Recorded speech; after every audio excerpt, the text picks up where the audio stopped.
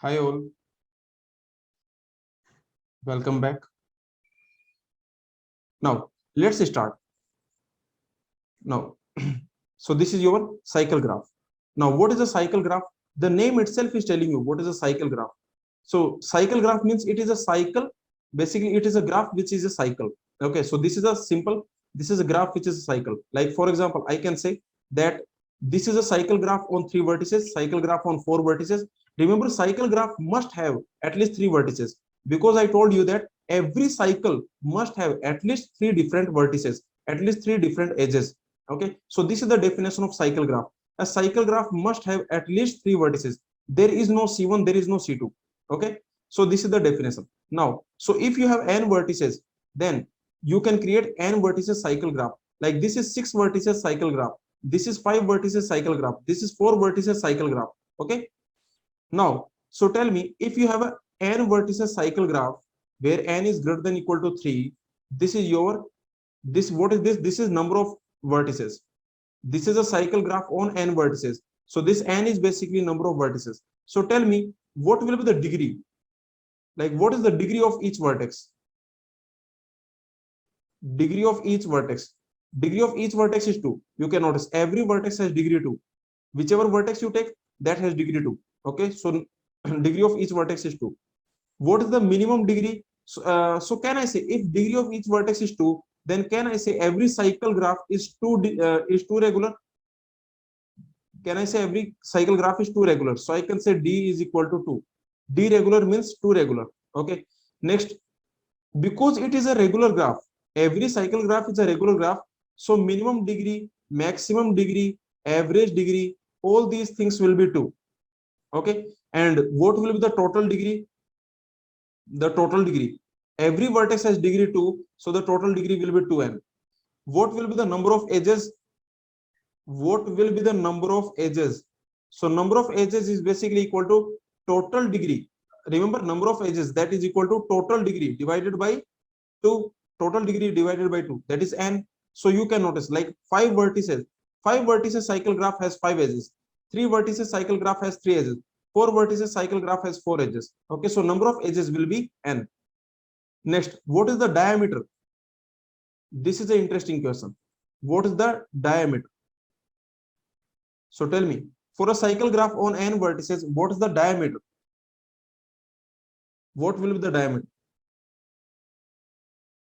So for example, tell me what is the diameter of this graph? Like if I ask you what is the diameter of this graph? What is the diameter here? Diameter. So for this graph, diameter is 1. For this graph, what is the diameter? The diameter is 2, because from this vertex to this vertex distance is 2. For this graph, diameter is, what is the diameter of this graph? For this graph, what is the diameter? From this vertex to this vertex distance is 2. From this vertex to this vertex distance is 2. So for this graph, diameter is actually 2. Diameter is 2. From any vertex to any vertex, distance is only 2. From any vertex to any vertex, maximum distance is a 2. I can say. So the, okay, so the diameter will be 2. And for this, what is the diameter? Diameter is 3, because from this vertex to this vertex, the distance is 3.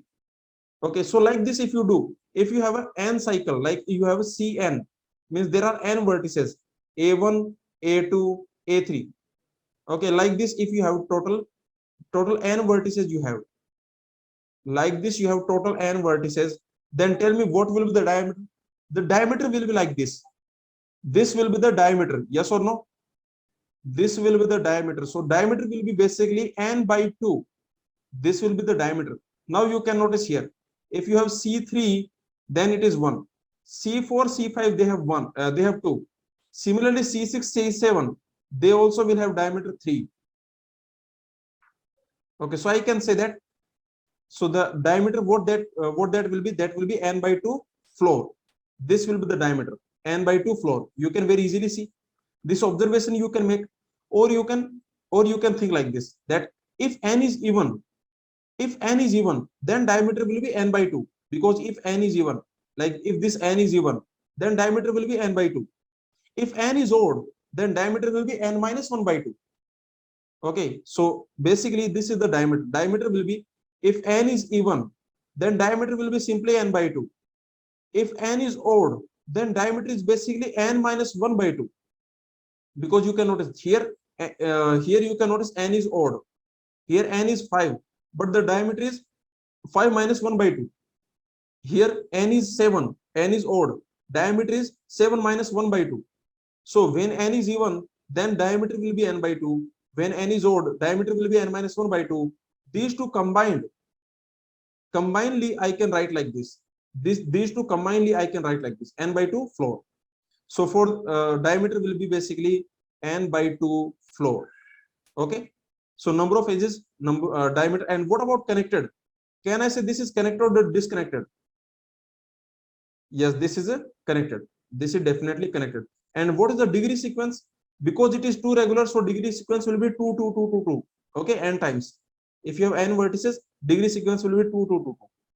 Now, so that is the analysis. Remember, diameter is very simple. You can find diameter very easily. That will be n by 2 floor. This will be the diameter. Okay, let's move on. Now the next is wheel graph. See, what is this wheel graph? This is the wheel graph on 3 vertices. If I give you a wheel graph on 3 vertices, wheel graph on 4 vertices, that I will write as W3. Actually, let me tell you that you have a C3, right? You have this C3.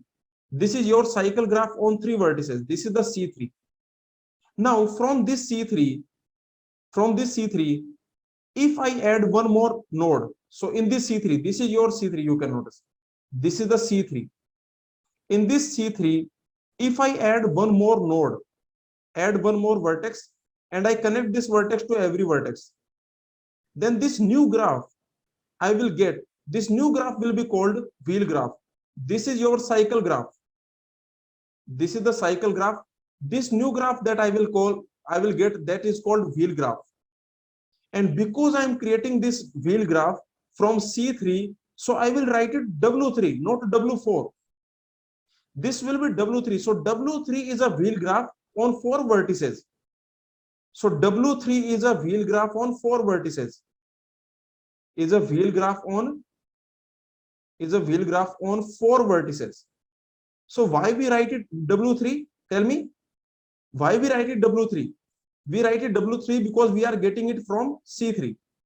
This W3 we are getting from C3, so we write it W3. But remember, W3 is a wheel graph on 4 vertices. So this is your wheel graph. Is it clear? What is a wheel graph? Tell me. So you have a cycle graph. Basically, for example, if you have a cycle graph, like this type of cycle graph you have, this is your cycle graph. Okay, this is your CN. Now in this cycle graph, if I add one more vertex in this cycle graph, the cycle graph is this. In this cycle graph, if I add one more vertex here, so let me add one more vertex. For example, some new vertex I am adding. So, okay, this is Cn. So it means already you have n minus total. Already you have total n vertices. Okay, so this is your Cn. Now, if I add one more vertex, and I make it adjacent to everyone, then we are getting a wheel type of structure. Yes or no? Look at this structure. This structure looks like a wheel of your cycle. It's like wheel of your cycle. So this is a wheel graph we are getting from this cycle graph. So we call it Wn. But in this Wn, number of vertices is n plus 1. This is a wheel of cycle. Yes or no? Like wheel of cycle. I hope you are getting the joke. I am talking about the practical example, wheel of cycle. And anyway, okay, forget about it. So basically, this is your Cn. This is the cycle graph, and we are getting this wheel graph by adding new vertex, and this vertex we are making adjacent to every vertex. Okay, so because we are getting this from Cn, so we call it Wn. But in Wn, what is the number of vertices? In Wn, what is the number of vertices? That is n plus 1. In Wn, number of vertices is n plus 1. Okay, so Vicky has sent a wheel graph. You can check it as an emoji. Okay, anyway, so this is the idea. Is it clear? What is a wheel graph? So the concept is actually very simple. For example, if you have a C4, if you have a C4, A, B, C, D, this is called C4. This is your cycle graph on 4 vertices. Then what will be W4? So we get wheel graph from cycle graph. The W4 will be like this. You have A, B, C, D, that is fine. You add one more vertex. Just add one more vertex and you make it adjacent to every other vertex. Then this will be called wheel graph on 5 vertices. Remember, this is W4, but in the W4, number of vertices is 5. Because W4 is, we create W4 from C4. So we call it W4. This is not W5. Don't call it W5. How many vertices are in W5? Can anyone tell me? Number of vertices in W5. W5, that will be 6. Okay. So this is the idea. Let's do the analysis of W. Let's do the analysis of W3. Let's do the analysis of W3. So tell me, for the W3, what can you say? What is the number of vertices?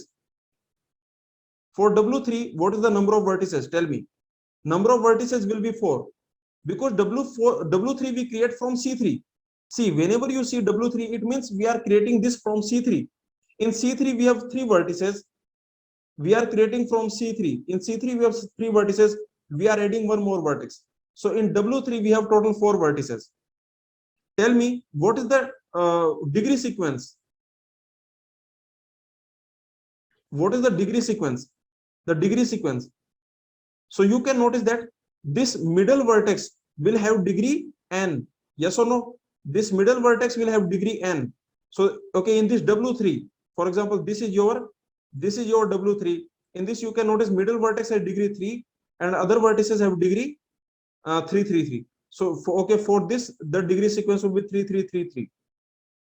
This will be the degree sequence. Yes or no? Remember W3, this is your W3. This is C3, and from C3 we create W3 like this. Now this whole thing is called W3. So for W3, the degree sequence will be 3, 3, 3, 3. Okay, yes or no? Is it clear? Next, what is the minimum degree? So this is basically W3 is a 3 regular. I can say that W3 is a 3 regular graph. And because this is 3 regular graph, so you know that minimum degree, maximum degree, average degree, all these things are basically 3. Okay, and what is the number of edges? Because this is a D regular graph. Here you have D is equal to 3. So number of vertices is 4. So the answer will be ND by 2. Okay, because this is D regular, so ND divided by 2. So finally it will be 4 into 3 divided by 2, and that will be 6. Total 6 edges we have. Total 6 edges we have. Okay, so like this you have. Can you notice W3 is same as K3?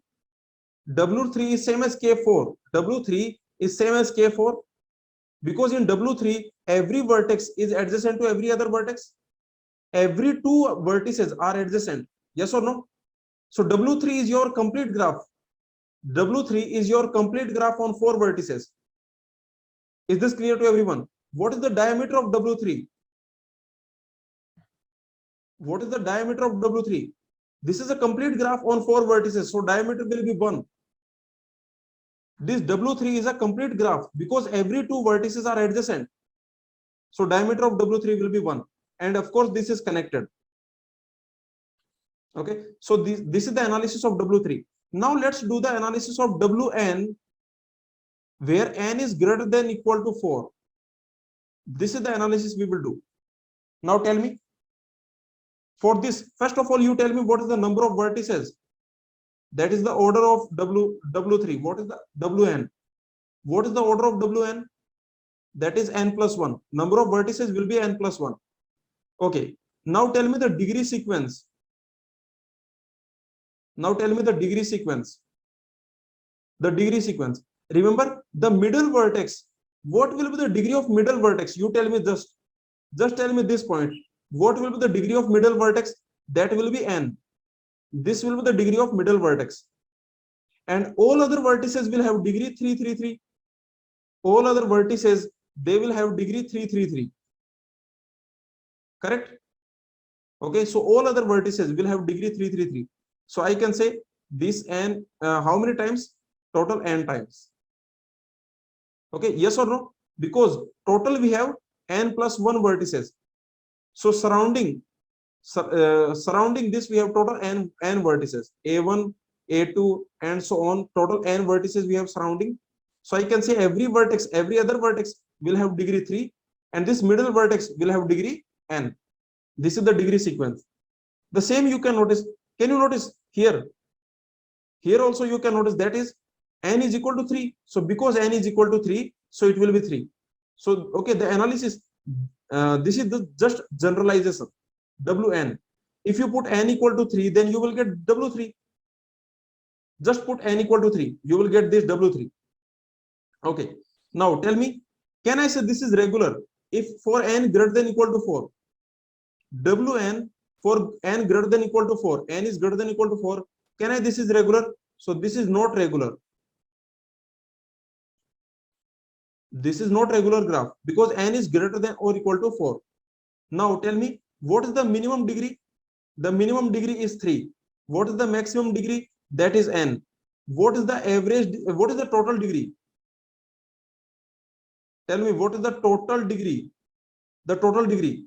Remember, this vertex has degree n and the remaining vertices have degree 3. So the total degree will be 4n. This will be the total degree. Find the average degree. Okay, and this is connected because the middle vertex itself will connect everything. So this is connected. What is diameter? What is diameter of wn? What is diameter of this wn? When n is greater than equal to 4. When n is greater than or equal to 4, what is the diameter? The diameter is 2. Because from anywhere you can go. From any vertex to any vertex, you can go via this vertex. Yes or no? From any vertex to any vertex, you can go via this vertex. From any vertex to any vertex, you can go via middle vertex. So diameter is basically 2. The longest, shortest distance will be 2. You can go from anywhere to anywhere. Whatever two vertices you take, you need at most path of length 2. At most path of length 2. Okay. So tell me, what is the average degree? Average degree means total degree divided by number of vertices. That is 4n divided by n plus 1. Okay. Now, what is the number of edges? Number of edges, that is total degree divided by 2. That is total degree divided by 2. That will be 2n. Remember, number of edges is equal to, if you ever want to find number of edges, that is always equal to total degree divided by 2. This is the formula for number of edges. Okay, so number of edges will be 2n. Very simple. Okay, so we have found the diameter. Diameter is 2. This is connected. Degree sequence minimum. Okay, so all the things we have seen, right? Okay, now let's see. So is this wn clear? Wn wheel graph. So this is your wheel graph on 6 vertices. This this is w6. So this is wheel graph on 7 vertices. Remember, this is wheel graph on 4 vertices. This is wheel graph on 5 vertices. W5 is a wheel graph on 6 vertices. So wn is a wheel graph on n vertices, n plus 1 vertices. This wn, this is a wheel graph on n plus 1 vertices. So don't forget about this one. Many people make this mistake. They think that wn means, okay, this is the mistake. This is the common mistake. Please don't make this mistake. Common mistake. You know the common mistake. What is the common mistake? If I ask you what is w4, many people will give this answer. This is a mistake. This is a wrong. Because w4, remember, w4 has 5 vertices. W4 has total 5 vertices. So in w4, basically, you get it from C4. This is your C4. This is your C4. and you get W4 from C4. So remember, W4 you are getting from C4. Okay, this is a W3 because W3 we get from C3. So this is the wheel graph. Wn, okay, that is has n plus 1 vertices. Number of edges is 2n. Very simple. Now let's move on. This is very important. Okay, why this is very important, I will tell you. We have seen lattice. Yes or no? Lattice. Boolean algebra. I told you what is a Boolean algebra in lattice. Boolean lattice. Okay, so this is actually your Boolean lattice. This is nothing but a Boolean lattice. We will come, I will tell you. So let's study hypercube graph. What this means? So what this means, let's see. So first, let's study Hamming distance. This concept you will study in very detailed manner in computer network. Okay, in the computer network, you will study this Hamming distance. Okay, but what we need, I will tell you. We only need this. What is Hamming distance between two strings of equal length? If you have two strings of equal length, then what is the Hamming distance between these two? That is the number of positions at which the symbols are different. Remember, number of positions at which the corresponding symbols are different. So for example, if I give you this word A, B, C, another word I give you A, B, D, then tell me what is the Hamming distance? What is the Hamming distance? Hamming distance is 1. Hamming distance means number of positions where symbols are different. Number of positions, only on one position symbols are different. Let's see ABC and another is ACB. What is the Hamming distance? What is the Hamming distance? That is 2. These two positions have symbols different. Okay, so this is the idea. And Hamming distance we find for two strings of equal length.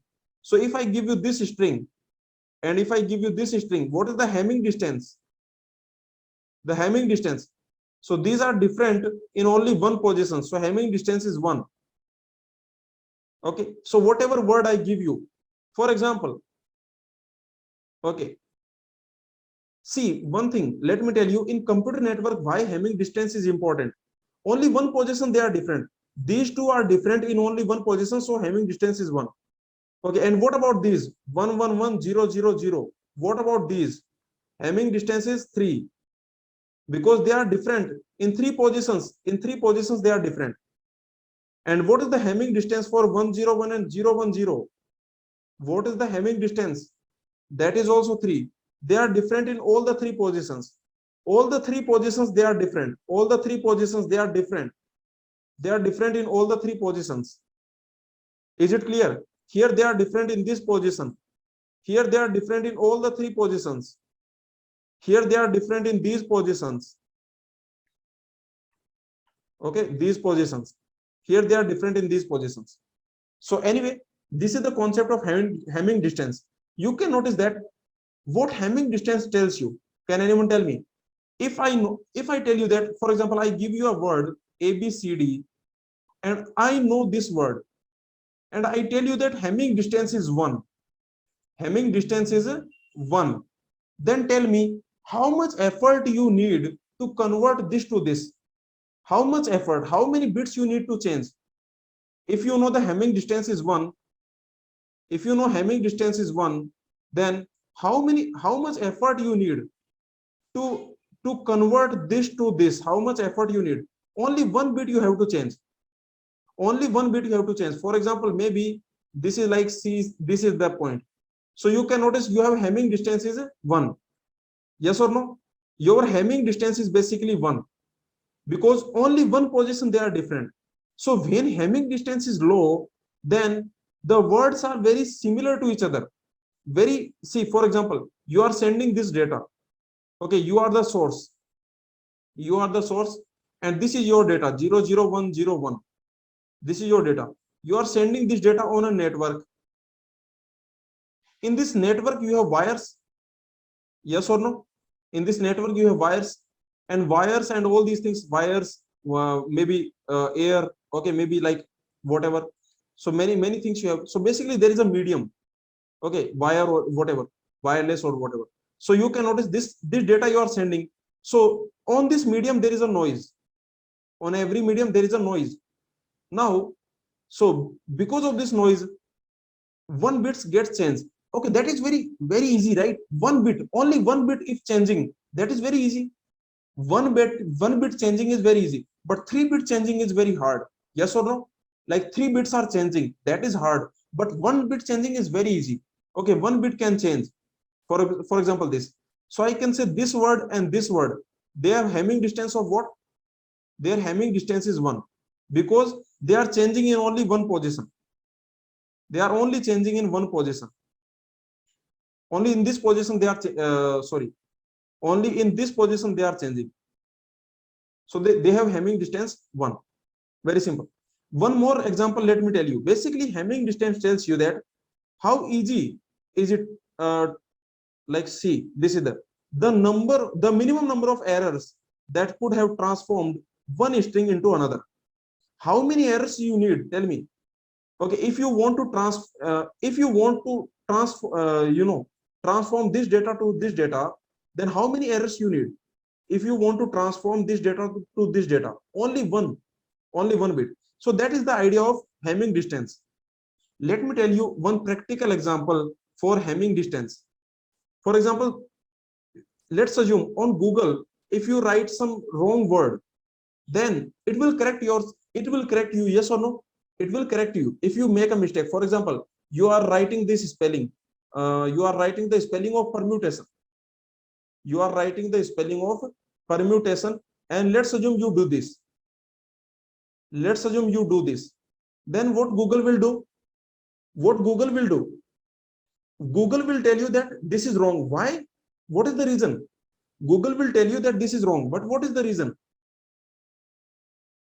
Google will tell you that this is wrong. What is the reason? The reason is this, that okay, that this is different because this is not in the dictionary of Google. This word is not in the dictionary of Google. Correct? Okay, actually what happens, see, whatever word you change in this permutation, if you do 1 bit change, okay, like if you do this change, for example, if you make it surmutation, or if you make it permutation, or if you make it permutation, whatever. So if you change 1 bit, then Google will automatically discover, yes or no? In this word, if you change 1 bit, then Google will automatically tell you that there is some error. The word that you will get, that is not in the Google dictionary, yes or no? The resulting word does not belong to Google dictionary.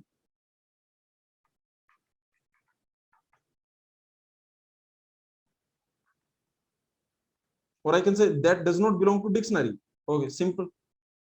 If you change this now, so for this word, if you are writing a message and you make this mistake, then Google will tell you, because you are changing 1 bit, and this whatever 1 bit you change, whether you change this bit or whether you change this bit, whatever 1 bit you change, then the resulting word is not in the dictionary. So it is very easy for you that you will get the mistake.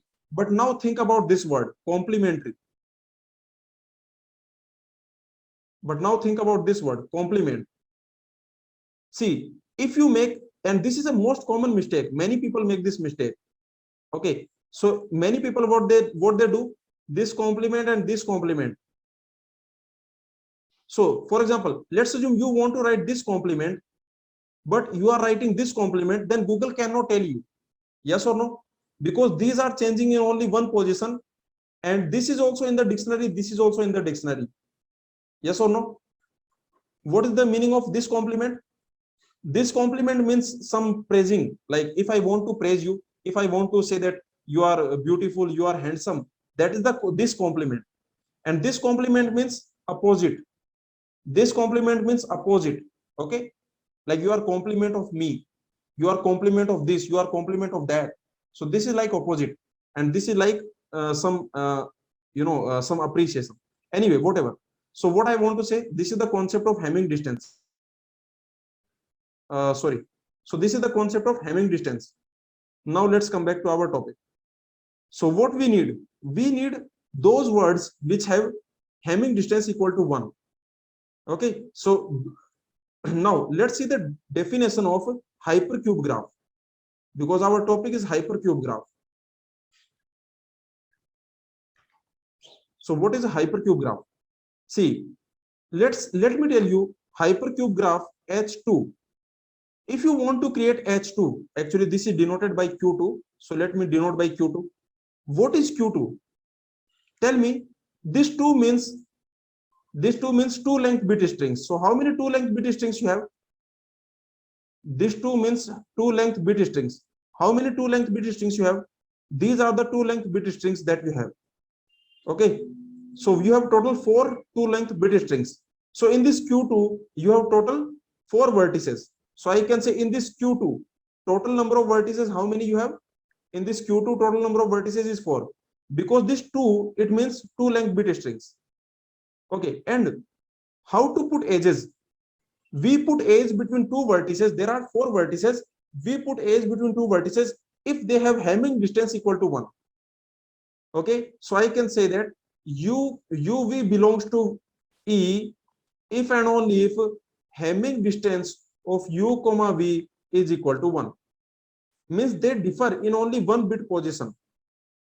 We put edge if and only if they differ in only one position. So we will put edge here because they differ in one position. You can notice this position. So we will put edge. We will put edge here. Is there any edge? Tell me. Should I put this edge? No, because they differ in 2 positions. Should I put this edge? No, because they differ in 2 positions. Okay, so finally this graph I will get. This is your Q2. This is your Q2. Now let's see what is Q3. So tell me, in Q3, this 3 means what? This 3 means what? This means 3 length bit strings. This 3 means 3 length bit strings. These are the vertices. Let me tell you, these 3 length bit strings, these will be your vertices. So how many vertices you have? Total, how many vertices you have? So number of vertices will be 8. Total, you have total 8 vertices, like 0, 0, 0, 0, 0, 1. Okay, so like this. For example, this, there will be edge because they differ in only one position. There will be edge here. For example, 0, 1, 0. There will be edge here. Okay, so like this you will have, and total there will be total 8. So you can just draw like, okay, there will be, I can say there will be 0, 1, 1. Yes. Okay, so like this. And what are the remaining? For example, 1, 0, 0, this is remaining. And next you have this 1, 0, 1. This will be connected to this. And so something like 1, 1, 0, this will be connected to this. And one more is remaining. Which is remaining? I think one more is there. That is, so 1, 0, 0, that is 4, 5, I think 1, 1, 1. Okay, so this is the remaining. Like, okay, so like this you can create. So this cube type of graph you will get. Yes or no? If you notice, this cube type of graph you will get. This type of graph you will get. You can check. Okay, is any edge missing? See, this and this, they are adjacent because they differ in only one position. So they are adjacent. They differ in only one position. Now tell me, should I put this edge? Tell me, should I put this edge? Should I put? No, because they differ in how many positions? They differ in 2 positions. Should I put this edge? No, they differ in 2 positions.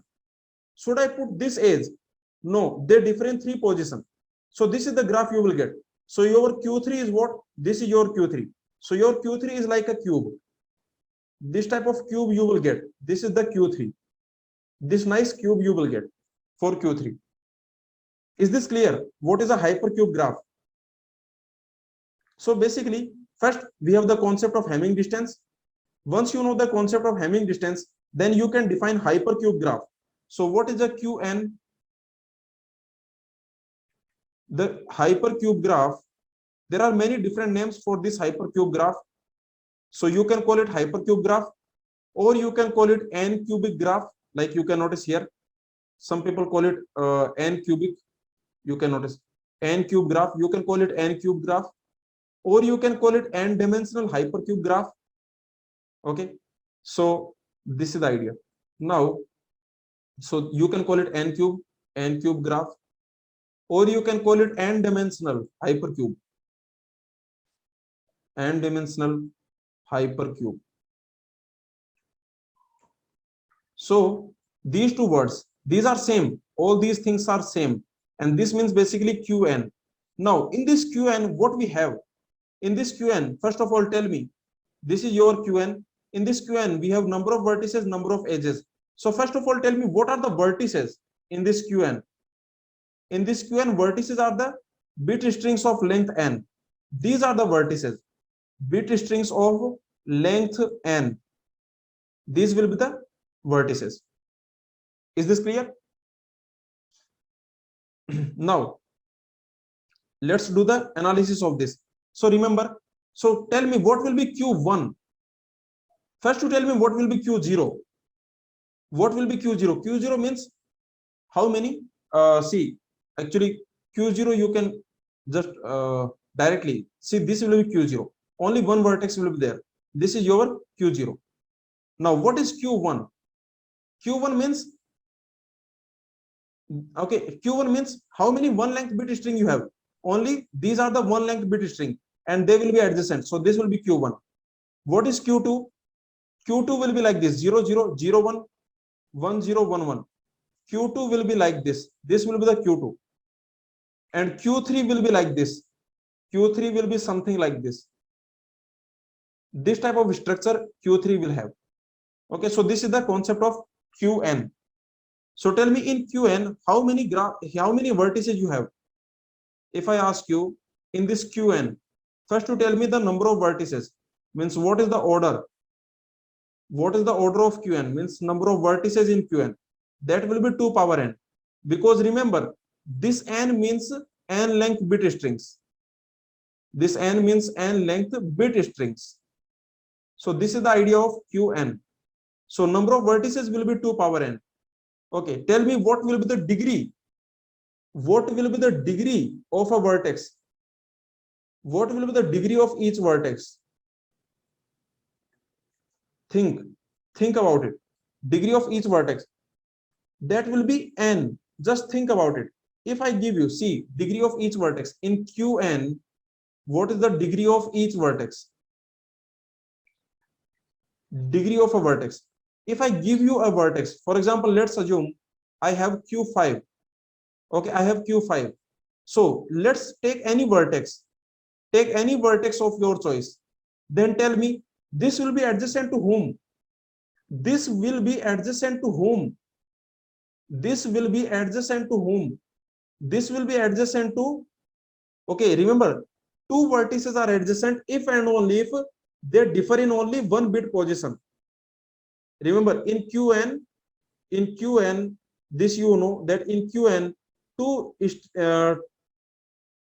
in this Qn, I can say that two vertices are adjacent. Two vertices are adjacent. When can you say two vertices are adjacent? If and only if they differ in only one position. They differ in exactly one position.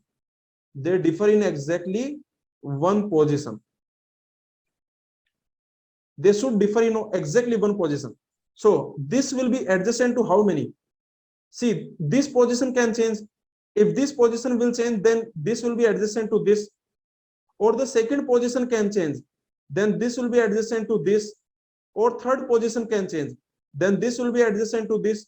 Or fourth position can change, then this will be adjacent to this. And or the last position can change, then this will be adjacent to this. Anything else? Tell me, this vertex, can it be adjacent to anything else? Is it possible? No, because remember, two vertices are adjacent. Two vertices are adjacent if and only if they differ in only one bit position. So this is adjacent to total 5. So this will happen in Q5. So if I give you n length bit string, if I give you some Qn, if I give you n length bit string, then what will happen? Then you have total n positions to you how many choices you have? If I give you n length bit string, for example, A1, A2, A3, and so on. This A and this is what I'm giving you. So this will be adjacent to whom? When you change this, like A1 dash, A2, A3, AN. Okay, this will be adjacent to A1, A2 dash, A3, AN. This will be adjacent to A1, A2, A3 dash, and so on, AN. So like this, and dot dot dot dot dot dot. Total n neighbors. There will be total n neighbors. Correct? Yes or no? Is it clear? So the answer will be, so the degree of every vertex, that will be n, because every vertex is an n length bit string. So you can change one of the positions. So you can change one of the position. You can decide which position to change. You can decide which position to change. So you can change one of the positions. So degree of each vertex is n. So can I say this is n regular? This Qn, this hypercube graph on n vertices, on 2 power n vertices, this Qn, this is a hypercube graph on 2 power n vertices. These are the vertices. So can I say this is n regular? Yes, this is a n regular. If this is n regular, so it means d is equal to n. Then tell me what is the minimum degree, what is the maximum degree, what is the average degree? All these things will be d. Okay, that will be n. Next, what is the total degree? What is the total degree? Number of vertices is 2 power n, and every vertex has degree n. So total degree will be 2 power n into n. Number of vertices is 2 power n, and every vertex has degree n. This is the total degree. And what is the number of edges? Number of edges, that will be, this is a d-regular graph. This is a d-regular, or I can say total degree, you know. If you know total degree, then you can find number of edges dividing by 2. Just divide by 2. So that will be n into 2 power n minus 1. This will be the number of edges. N into 2 power n minus 1. Correct? Is it clear to everyone? One more thing. So remember, in this Qn, what is the diameter? What do you think is the diameter of Qn? Like, for example, if I want to find the diameter of Q4, let me find the diameter of Q4. What that will be? Diameter of Q4. What is the, like, from one string to another string, what is the maximum? Like, okay, from one string to another string, what is the maximum distance like you can create? Tell me, who are the which two vertices have the largest distance? Have the largest distance? Which two vertices? So for example, if you take any two, like for example, if I give you this vertex 0 0 0 0, tell me which vertex is very far from this? Which vertex is very far from this? See, this vertex is only this vertex you can very easily get. So these two vertices have distance 1. These two vertices, they have distance 1. Now these two vertices, what is the distance of these two vertices? Tell me. Tell me, what is the distance of these two vertices? These two vertices distance is 2. What is the distance of these two vertices? What is the distance of these two vertices? That will be 3. And finally, what is the distance of these vertices? These two vertices, what is the distance? That is 4. So diameter will be actually 4, because you can take any two vertices. This is the longest shortest distance that will be there.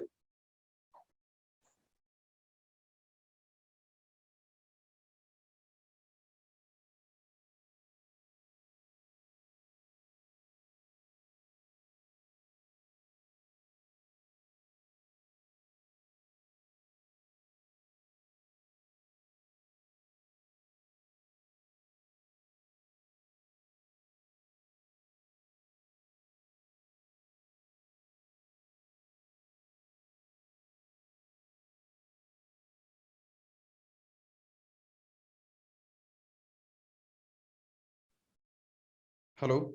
Yeah, actually, sorry for that. I paused the audio and video. Don't worry. You did not miss anything. So, yeah. Okay. So, what I'm saying, so the diameter will be actually 4. Is it clear? So, if you have, for example, Qn, if you have, then what will be the diameter? The diameter is very simple. A1, A2, AN, this and this. What is the distance between these two? A1 dash, A2 dash, and AN dash. What is this distance? This distance will be total n, and this is the largest. This is the largest distance between two vertices. Between these two vertices, the distance will be n, and this is the largest distance between two vertices. Yes or no? When all the bits are changing, then the distance will be n, because from this to this, how many? Tell me how many efforts you will have to put. If you want to go from this to this, then what you will have to do? You will have to change. First, you have to change this. Then you have to change this. Then you have to change this. So basically, you will get a distance of n. This is the diameter. So for this Qn, I can say diameter will be for this Qn. What you can say? The diameter will be n. Okay, all these concepts, are they clear? So this is your Q3. You can check. This is the hypercube graph. Two vertices are adjacent if and only if they differ in only one position. They differ in only one position. Means they have Hamming distance of 1. They have Hamming distance of 1. Yes, Yuvraj, yes. This hypercube graph is only defined, this hypercube graph, this is only defined when two vertices are adjacent. Two vertices are adjacent if and only if the bit string that they represent differ in exactly 1 bit position. But in the GATE exam, they can give you Hamming distance too. This type of question they can create in the GATE exam. In the GATE, this type of question they can create. For example, this type of question they can create that you have this, these are the 4 vertices. This type of question they can create that two vertices, like let's assume these are your vertices. Your vertices are 0, 0, 0, 1, 1, 0, 1, 1. And let's assume this is given to you that AB, let's assume A, comma B belonging to vertex set. AB belong to edge. There is edge if and only if Hamming distance of A, comma B is equal to 2. Then what graph you will get? If and only Hamming distance is 2, then what graph you will get?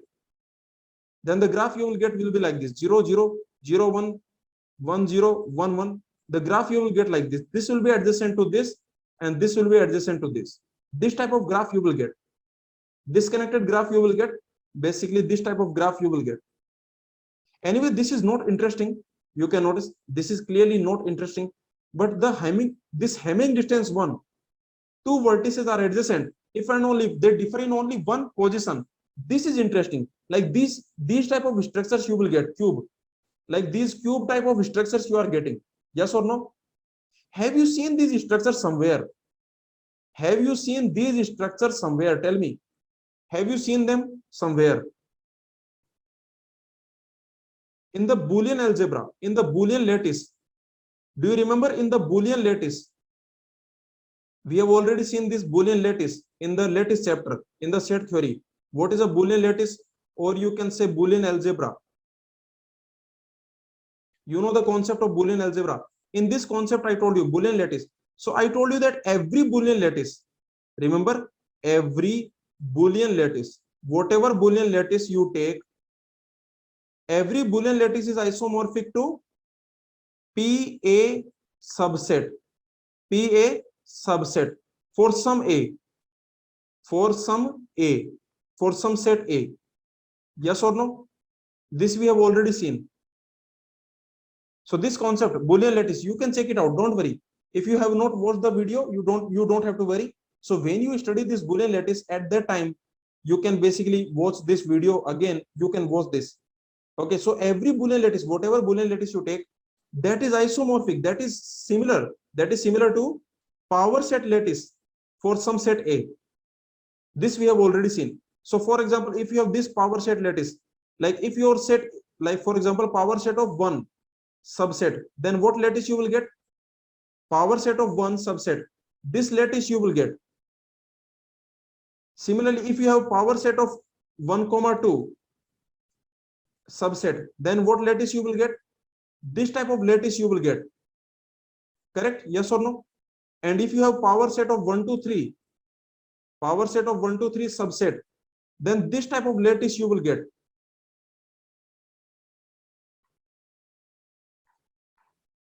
This type of lattice you will get.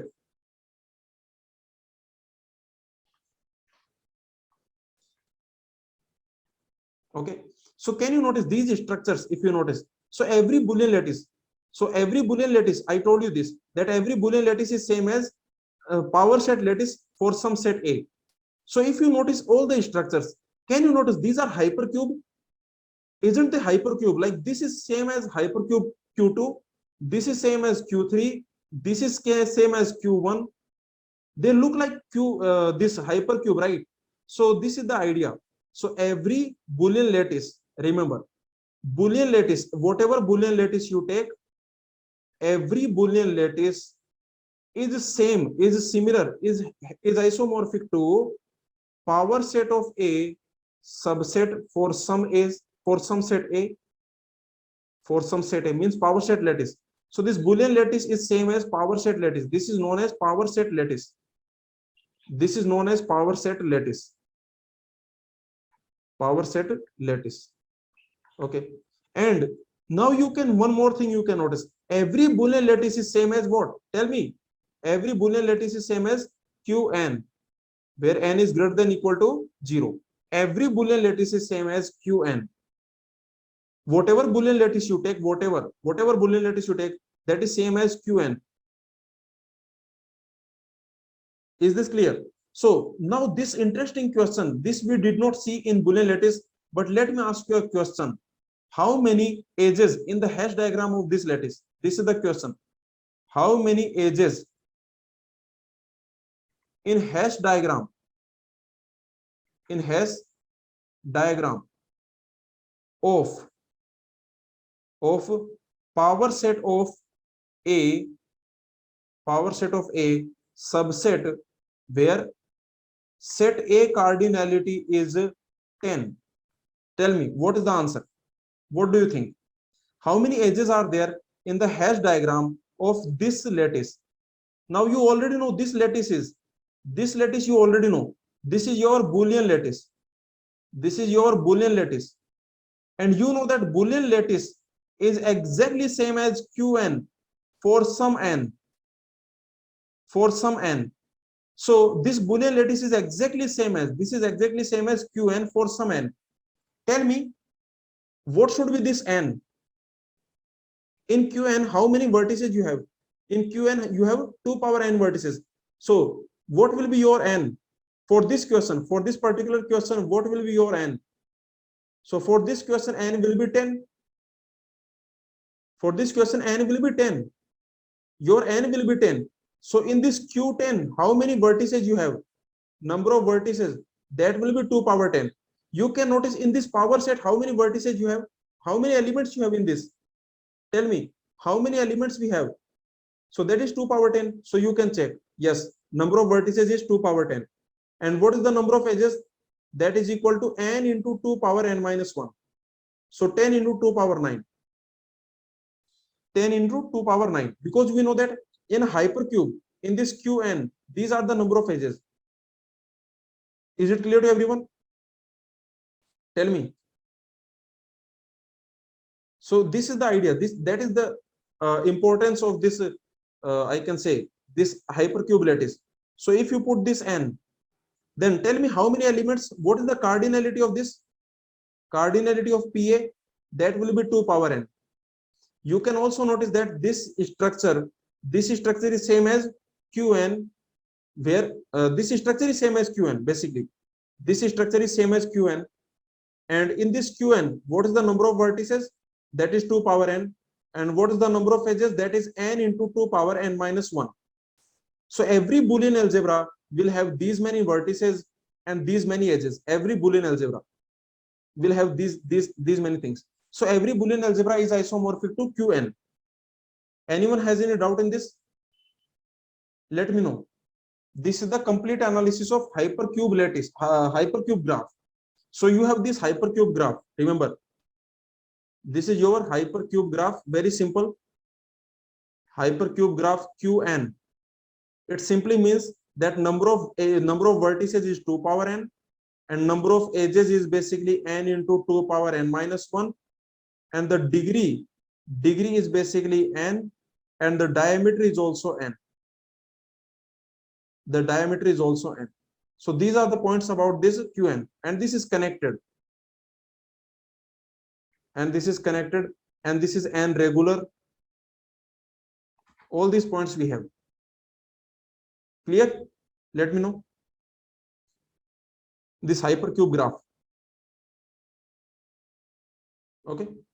This number of edges you can easily find. What is the number of edges? That is total degree. This number of edges, if you want to find, you don't have to by heart. This will be total degree divided by number of vertices. So total degree, what is total degree? Number of vertices is 2 power n. And what is total degree? These many vertices you have.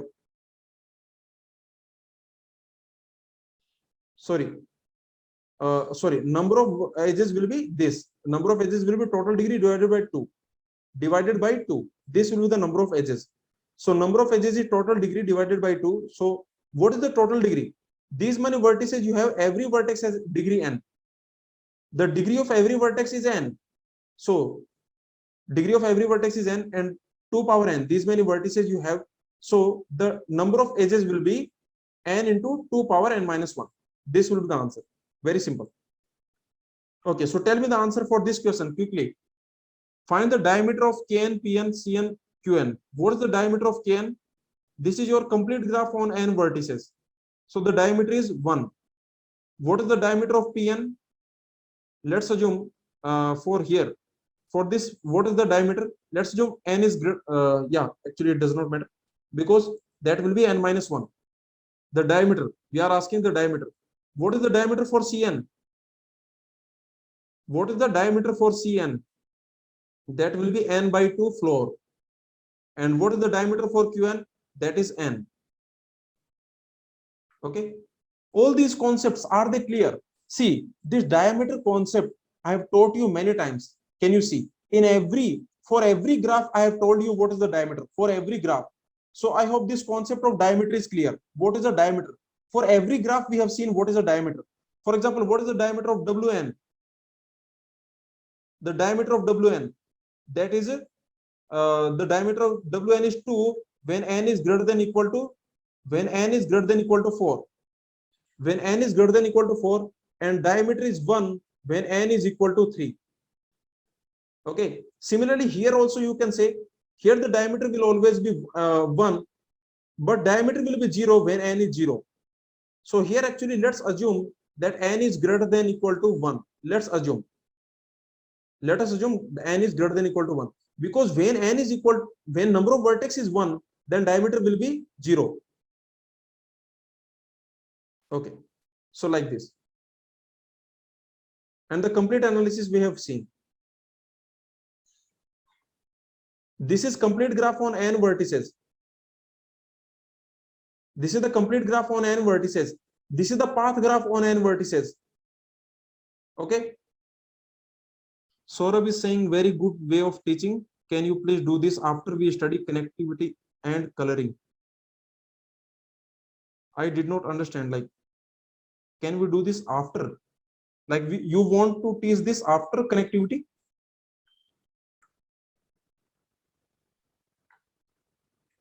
Okay, don't worry. Every topic we will study like this. See, every topic in discrete mathematics we have seen like this. Don't worry about it. Okay, now let's continue. So tell me the answer for this question. This is GATE 9087 question. What is the answer? Show that number of odd degree vertices in a finite graph is even. Can you show this? The proof, we have to prove it. Yes, you can prove it, right? In the last class, we have done this. Very simple. Next, in a finite graph, number of vertices of odd degree is always even. Yes, this is 95 question, 1995. This is 2013. Number of odd degree vertices is even. This is true. Sum of degrees is even. This is also true. So the answer will be both P comma Q. Okay, the same question many times. Now let's see. Is it clear? So very simple, because we know the number of odd degree vertices is even. This we have already seen. And the summation of total, why, tell me why this statement is true? This statement, why this statement is true? Because the total degree is equal to, because the total degree equal to twice the number of edges. So this number is always even. This is always even. Let's see this question. What is the answer? This is TIFR 2012. In a graph, the degree of a vertex is number of edges incident on it. Which of the following is true for every graph? Which of the following statement is true for every graph? There are even number of even degree vertices. Is it true? There are even number of even degree vertices. This statement is not true. You can give counter example like this. You can give counter example like this. This counter example you can give. In this you can notice there are odd number of even degree vertices.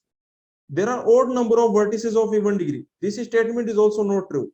You can give counter example like this. This counter example you can give. There are even number of odd degree vertices. This statement is true. There are odd number of odd degree vertices. This statement is never true.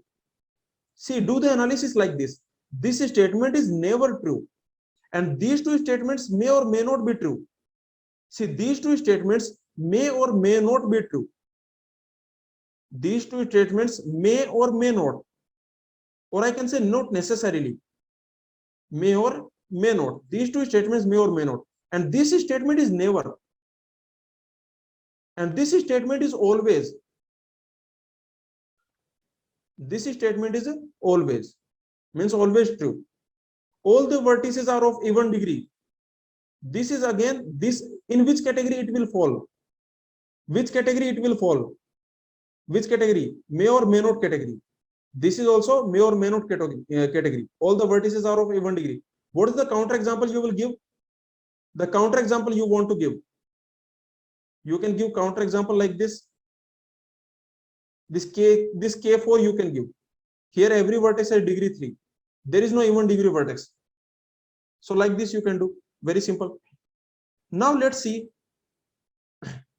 Now let's see this one.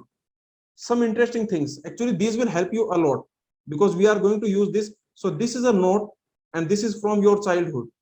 Okay, so I hope you can answer this question. Let's assume I give you an equation a plus b plus c plus d equal to some z equal to some value t.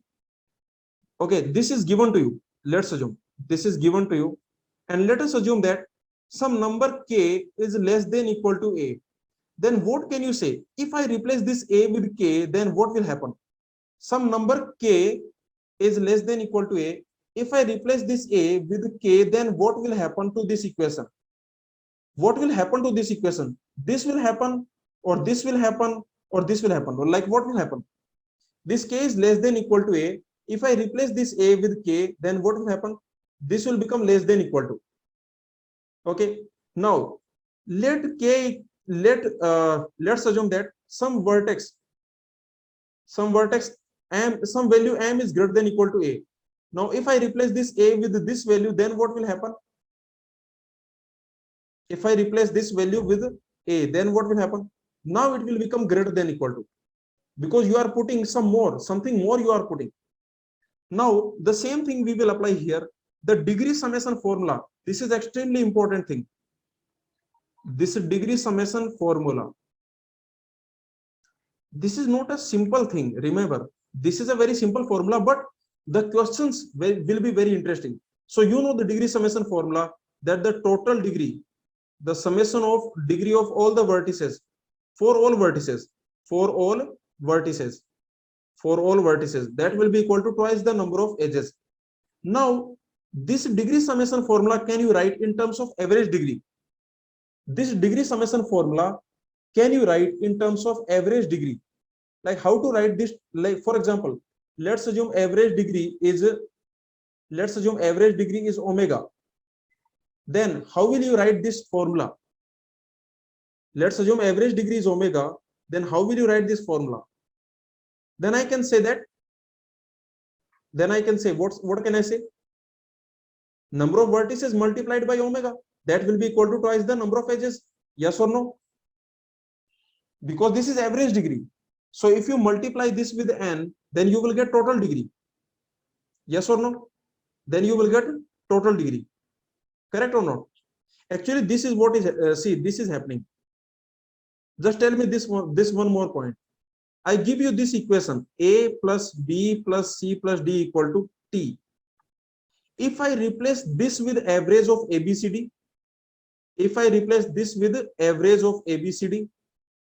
so let's assume that basically, what is this AVG? This AVG is the average of ABCD, and that means A plus B plus C. Okay, this is your AVG.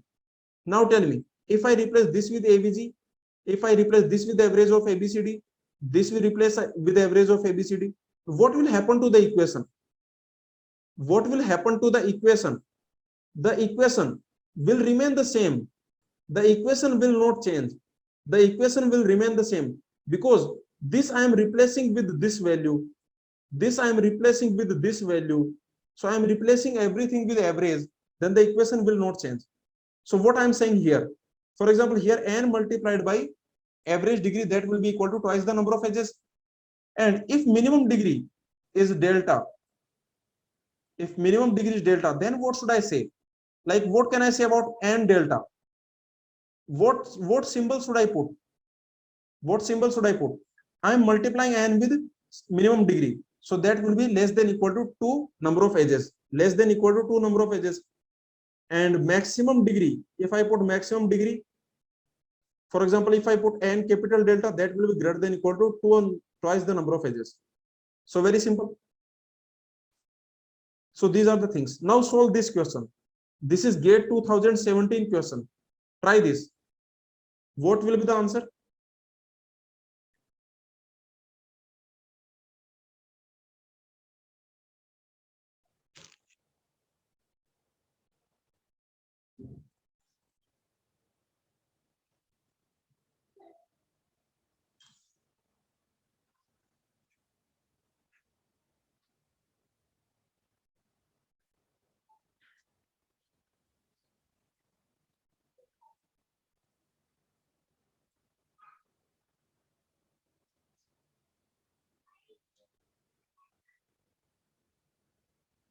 So tell me, what is the answer?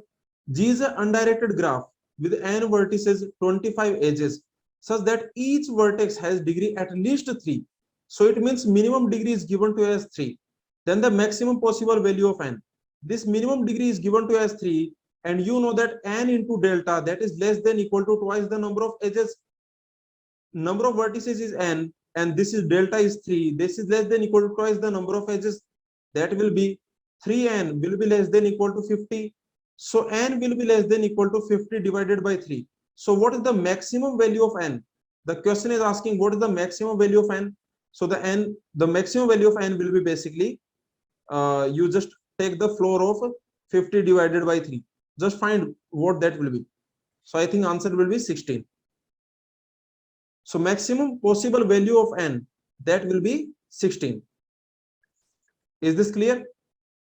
Because every vertex has degree at least 3. It means minimum degree is given.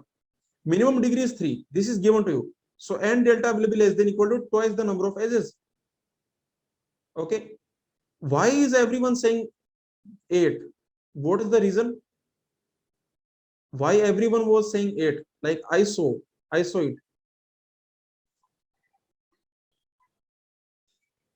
Okay. So don't forget about it. Very simple. Because you know the degree summation formula. See, you only have to remember this degree summation formula. This degree summation, if you notice, that is twice the number of edges. Now, if you replace like this degree summation, what this means? It is like degree plus degree. It is like degree 1 plus degree 2 plus degree 3 and so on, degree n. That is equal to twice the number of edges. Now, if you replace everything with average degree, see, if you replace everything with average degree, this equation will not change. If you replace everything with the average degree, the equation will not change. If you replace everything with the average degree, so this equation will not change.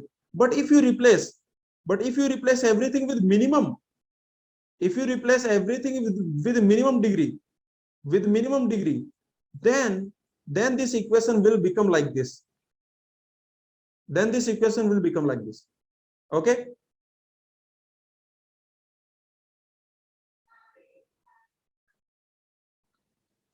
Now let's see what is the answer for this.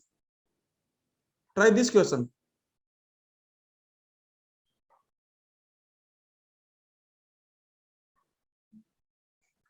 What will be the answer for this question?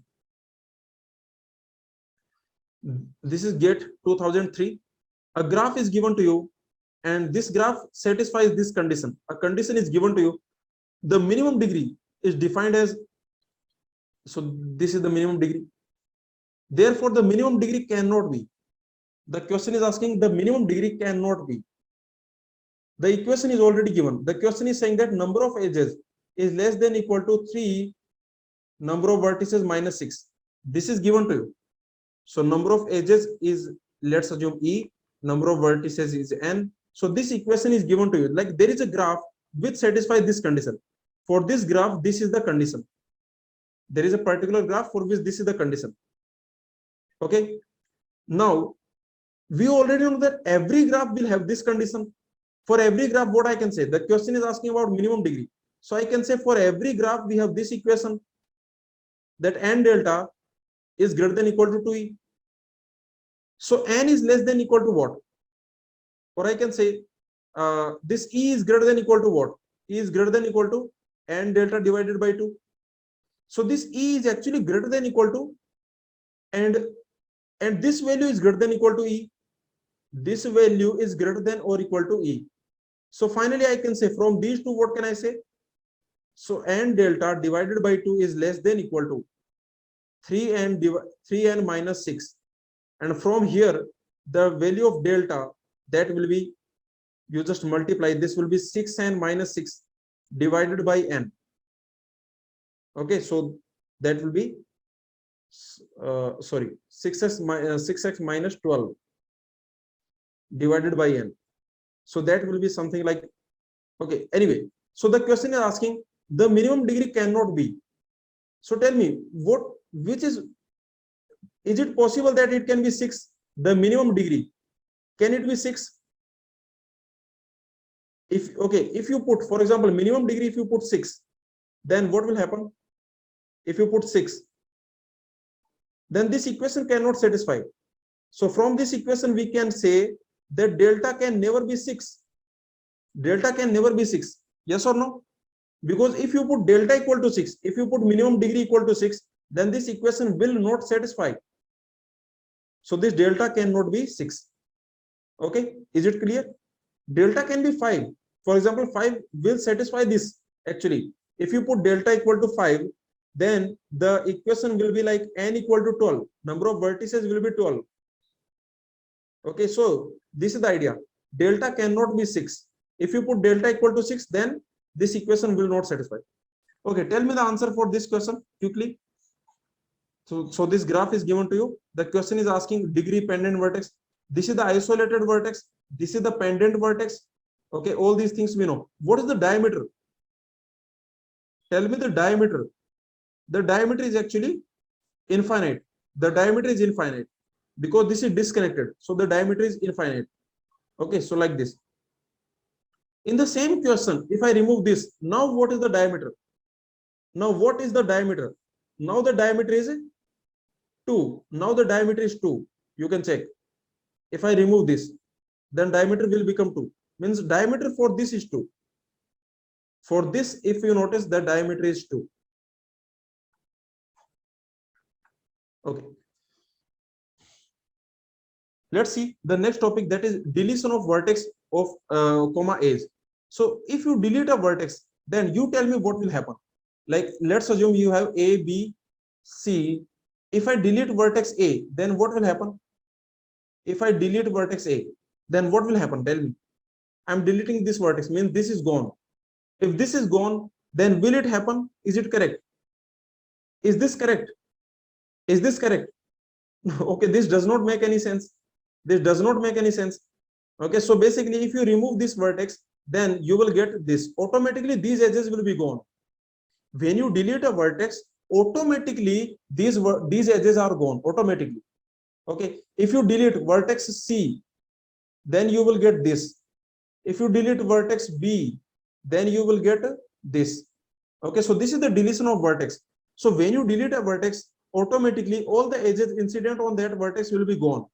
Yes or no? So this is not. This will happen automatically. So okay, so when delete a vertex, when we delete a vertex V, when we delete a vertex V, all edges incident on V are also gone. All edges incident on V are automatically gone.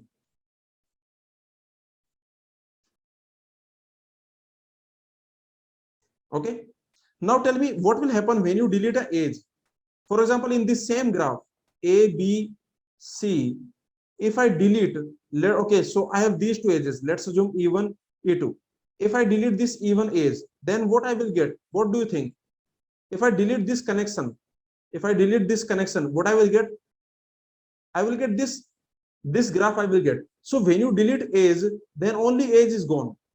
The only thing that will be gone is edge. So when you delete edge, then only the edge will be gone. Yes or no?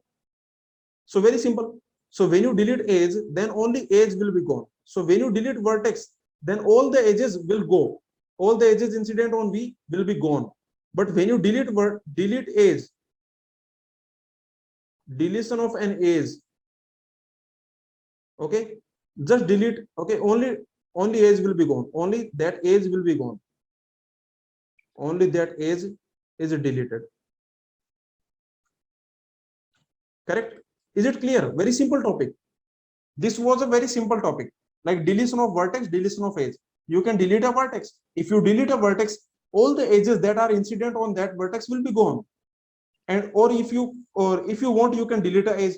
For example, you can delete this edge, then you will, if you delete this edge, then you will get this graph. If you delete this edge, then you will get this graph. And if you delete E1, E2 both, then what you will get? Then you will get this graph. Okay, so if you delete both the edges, very simple. Now let's come back. Now let's start the concept of subgraph.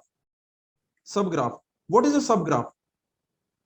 What is a subgraph? Subgraph means very simple. You have a graph. From that graph, how to create a subgraph? What do you think? Like if you have a graph G, so if you delete 0 or more vertices, or you delete 0 or more edges, or both, or you delete 0 or more edges, or both, then we will get a subgraph.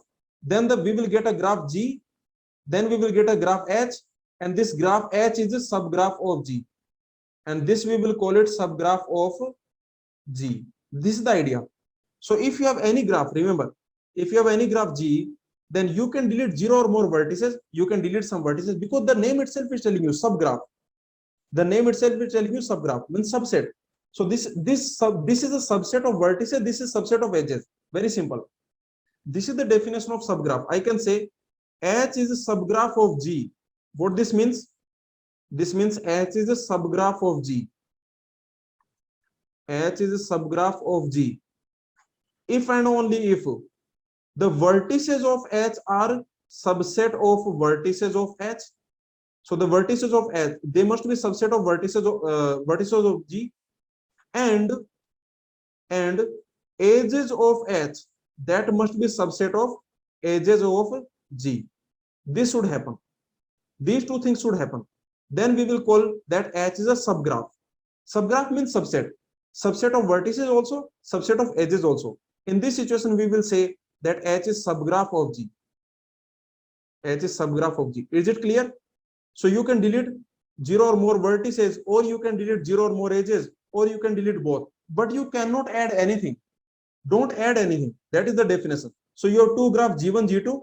Then I can say that this I can say the subgraph of G2, that means, see, this G1 is subgraph of G2 if and only if this V1 is subset of V2 and E1 is subset of V2. It means G can be obtained from G2 by deleting some vertices or edges. This is the definition of subgraph. So the definition is clear to everyone. Now, for example, if I give you a graph, consider this graph G, A, B, C, D. Okay, this is your graph. Which is a subgraph? Which is a subgraph? Which is a subgraph of G? Like, for example, let's assume this is the concept. Okay, maybe F. This is your graph G. So tell me, first of all, G. Can I say G is a subgraph of G? Can I say G is a subgraph of G? Yes, right? G is a subgraph of G. Don't delete anything. Basically, you cannot add anything. See, in a subgraph, you cannot add anything new. You are creating a subgraph, means you are creating a subset. So you are creating a subset of vertices. You are creating subset of edges. You cannot add new edge. You cannot add new vertex. So this G is a subgraph of G. No problem. What about this one? Okay, this F. What about this F? What do you think? And what do you think about this? And what do you think about A, H? And what do you think about A, B, E? And what do you think about A, E?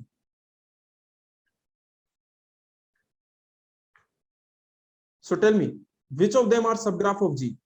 Yes, G is a subgraph of G. There is no problem. G is a subgraph of G. Basically, every graph is subgraph of itself. Every graph is a subgraph of itself. Next, this is subgraph because this is a subset of vertices.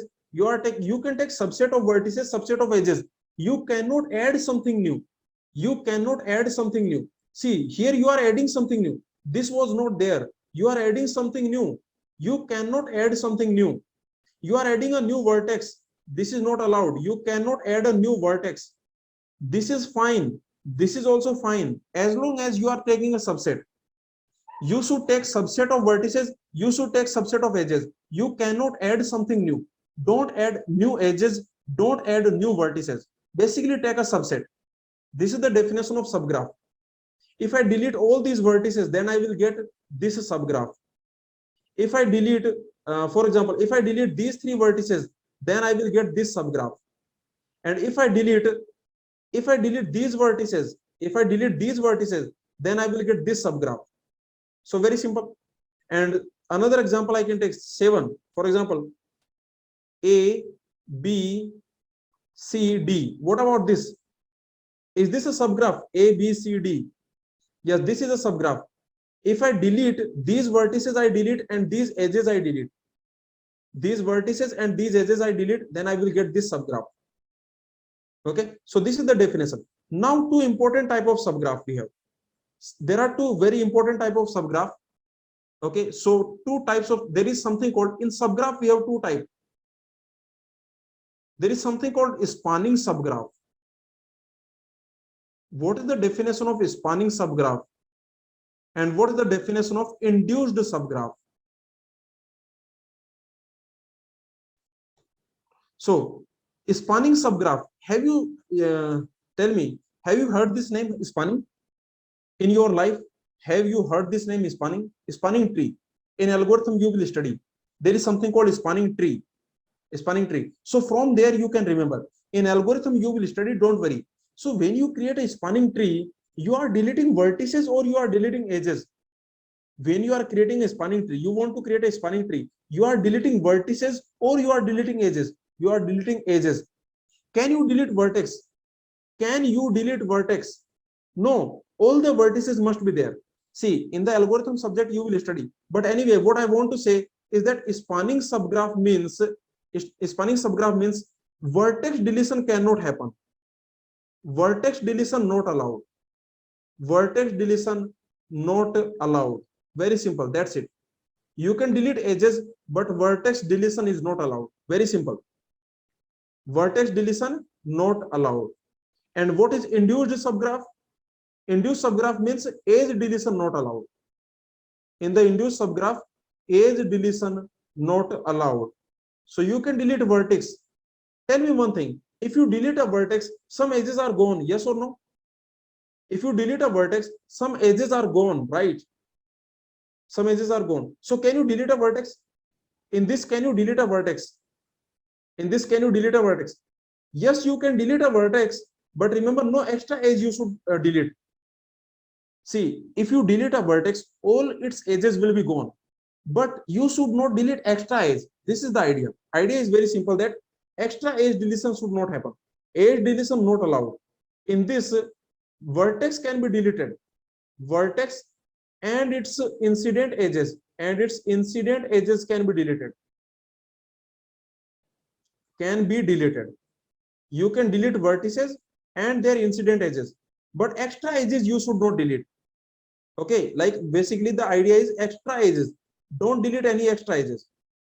Only these edges you should delete. When you delete a vertex, its incident edges you can delete. That is the idea. Okay, so tell me here, which of them is induced subgraph? Like, okay, so let me take example. With example, this concept will be clear. So if I have a graph like this, A, B, C, D, E, F. This is your graph. So tell me, I'm giving you a subgraph. Is this induced subgraph, AD? Is it induced subgraph? What type of subgraph is this? Second, I'm giving you A, B, C, D. What type of subgraph is this? Third, I'm giving you A, B, E, C, D, F. This is what I'm giving you. So tell me, which category? First, what is the category of this? This is induced. This is induced. This is not spanning. See, this is not spanning because you are deleting vertices. In a spanning subgraph, you cannot delete vertices. This is induced because you can delete these vertices. See, you can delete these vertices. If you delete these vertices, then it is then you will get this subgraph. You can delete these vertices. If you delete these vertices, you will get this subgraph AD. So this is induced. What about the second one? What about the second one? Neither induced nor this is not induced. This is not induced because see, you are deleting these two, but you cannot delete extra edge. You cannot delete this extra edge. This extra edge you cannot delete. So this is neither. And what about this? This is spanning because you are not deleting vertices. So this is spanning. And this is not induced.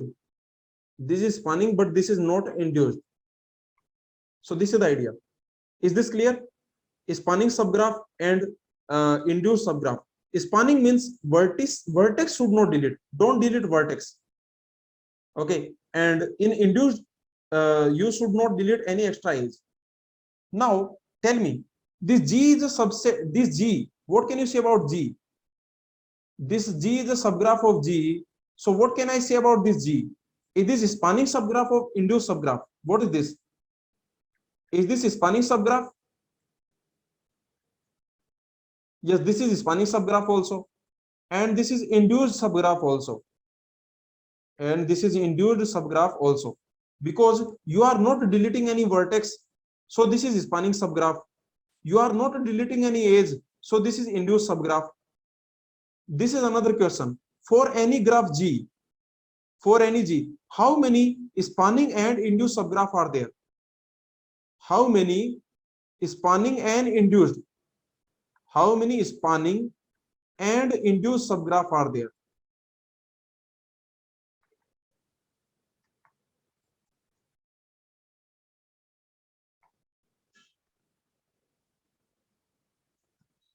So the answer is only one, G itself.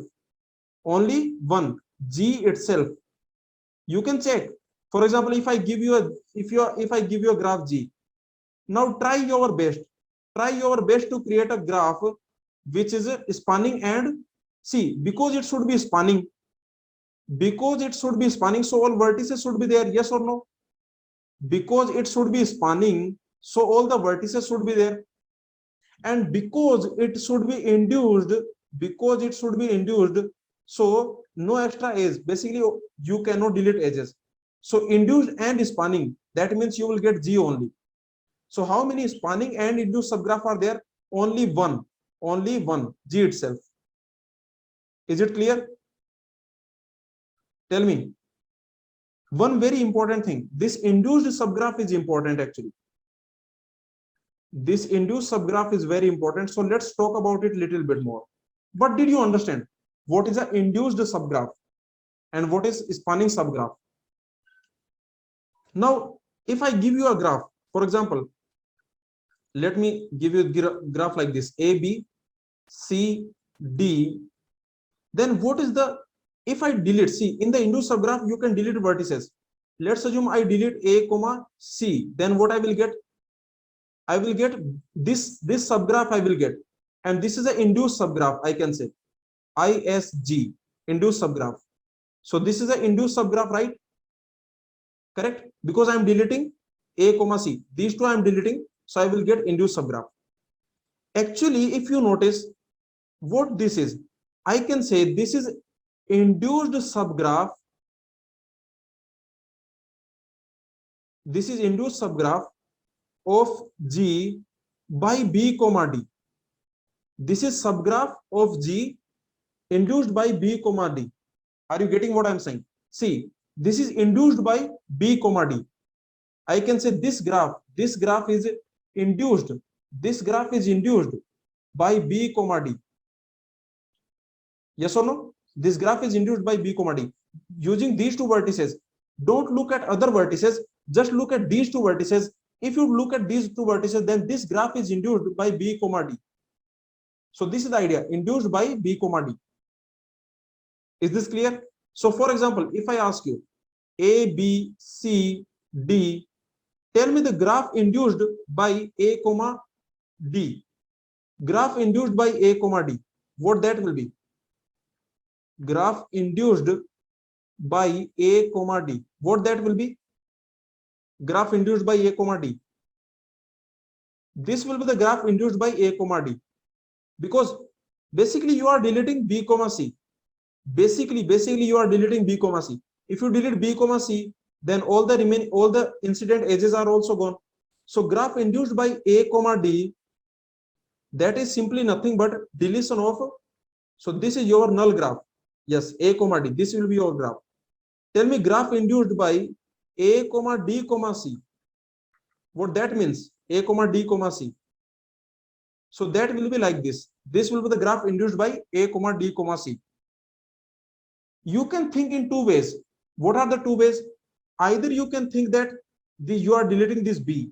Either you can think like this. Or you can think that just focus on ADC. Just focus on ADC. Just focus on ADC. What is the subgraph induced by these three? Only these three. By these three, this is the subgraph induced by these. This is the subgraph induced by these three. Yes or no? Correct or not? This is the subgraph induced by these three. So just look at these three. So very simple. So finally, what I want, like this is the node. You have a graph G, and from this graph G, if you remove some vertices, like for example, if you remove S, you have a graph G, which is set of vertices, set of edges, and let's assume S is subset of V. Let us assume S is a subset of, S is proper subset of V. Now, if you remove these vertices, then what we will get? If you remove these vertices, then we will get graph induced by whom? Graph induced by whom? Graph induced by B minus S. If you delete these vertices, see, if you delete these vertices you delete, then we will get a graph induced by B minus S. Similarly, if I find graph induced by S, then what it means? Like for example, if I find graph induced by S, then what it simply means? It simply means what? What should I write here? It simply means I'm deleting V minus S. These vertices I'm deleting. These vertices I am deleting. These v minus s, these vertices I am deleting. Then I will get graph induced by s. So this is the definition of graph induced. Is this clear? What is an induced graph? Now let's take this example. Subgraph induced by ABCF. How will you find? Subgraph induced by ABCF. How to find that? Tell me the answer. The subgraph induced by ABCF. There are two ways. There are actually two ways. What is way one? Way one is basically you are deleting these vertices ABCF. So you are deleting E comma D. There are two ways. Either you are deleting E comma D. So if you delete E comma D, then what you will get? Then you will get this graph. If you delete E comma D, if you delete these two, then you will get this graph. This is way one. This is not good actually, because this is not efficient. What is way two? Way two is just look at ABCF. Just look at ABCF. Look at ABCF. So if you look at ABCF only, look at A, B, C, F. Just look at these. So what is the graph induced by? What is the graph induced by ABCF? This is the graph induced by ABCF. Very simple. Yes or no? So these two methods, way one, way two, which is your favorite? Like which method you are liking? Actually, this second way is good. Just look at ABCF, because you want graph induced by ABCF. So just look at A, B, C, F. Just look at these. If you look at these, then this graph will be induced by them. This graph is induced by them. Okay. Sai Sandeep, both are definitions. Actually, graph induced by V, how to define this? See, if you have a graph G, V comma E, and let's assume S is a subset of V, then what is graph induced by S? How to define this? Graph induced by F, how to define this? This will be defined like this. So you will have a graph which is induced by S. So the set will be S. The vertex set will be S, because we find graph induced by S. So the vertex set will be S. And what will be the edge set? What will be the edge set? So the edge set will have all those edges which are between, basically this will have all those edges of this E dash, let me call it. So this E dash will have all those edges of E which are between vertices of these two. So basically I can say all those edges you will have where E belongs to E, and both endpoint of E are in S, and both endpoint of E are in S. Both endpoints of E are in S. Is this definition clear? Tell me. So you have this graph. From this graph, what is a graph induced by S? Graph induced by S. So that will be, the set will be the S, and the edges will be all those edges which are in E, and both endpoints are in S. Both endpoints are in S. So this is the definition. Is this definition clear to everyone? Like, let me take example. If I take, for example, if I take some complicated graph, let me take A, B, C, D, E, F, G, something, okay, maybe G, H, something like this. Then what is the graph induced? What is the graph induced by A, comma, E, comma, F, comma, H, comma, D? Okay, so let's see this. Graph induced by A, E, F, H, D. This is your S. So what is the graph induced? In this graph induced, what is the vertex set? Tell me, in this graph induced, what will be the vertex set? The vertex set will be S. These will be the vertex set, graph induced by S. So these will be your vertices. Your vertices will be A, your vertices will be E, your vertices will be AE, there will be F, there will be H, and then there will be D. So these will be your vertices. Okay, and you can notice that we will have all those edges. Remember, we will have all those edges of E whose both endpoints are in S. Okay, all those edges whose both endpoints are in S. For example, I will not have this edge. Yes or no? I will not have this edge because both the endpoints of this edge are not in S. But I will have this edge. So I will have this edge because both the endpoints of this edge are in S. So the idea is very simple. These are the vertices A, D, E, F, A, D, E, F, H. So just look at them. Look at this, look at this, look at this, look at this, look at this. So what is the graph induced by them? That will be like this. Is EF simple? This is the graph. Yes or no? This will be the graph induced by S. This will be the graph. Is it clear? This definition, this formal definition, graph induced by S.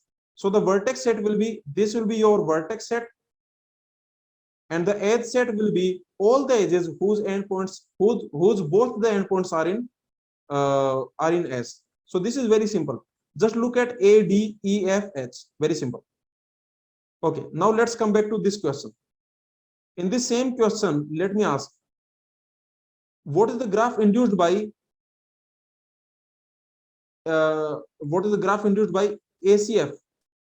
Tell me the graph induced by ACF. What that will be? Just look at ACF. If you want to find graph induced by ACF, then just look at ACF. These you have to look. So the answer will be ACF. This will be the answer. Okay, very simple. So like this you can find. Another question, for example, if I ask you what is the graph induced by A, B, C, F, D, A, B, C, F, D, E. Okay, so now tell me the answer. What is the graph induced by these vertices? The graph induced by these vertices, what that will be? That will be G itself. The answer will be G itself because you have all the vertices. So very simple. And what is the graph induced by these vertices? Like if I ask you AF or maybe AB, AC, maybe this AC. So the answer will be now the answer will be this. Okay, let's move on. So I hope all these points are clear. These are some true false statements. Can anyone tell me? Every subgraph of a complete graph is also a complete graph. Is it true? Every subgraph of a complete graph is also a complete graph. Is this true? This is definitely false. This is definitely false. Because the question is asking about subgraph. Every subgraph of a complete graph. See, this first statement is false. What is the counter example? For example, you can take this. This is a complete graph. This is a complete graph on 3 vertices. Or maybe I can take unlabeled. So just take unlabeled. This is a complete graph on 3 vertices.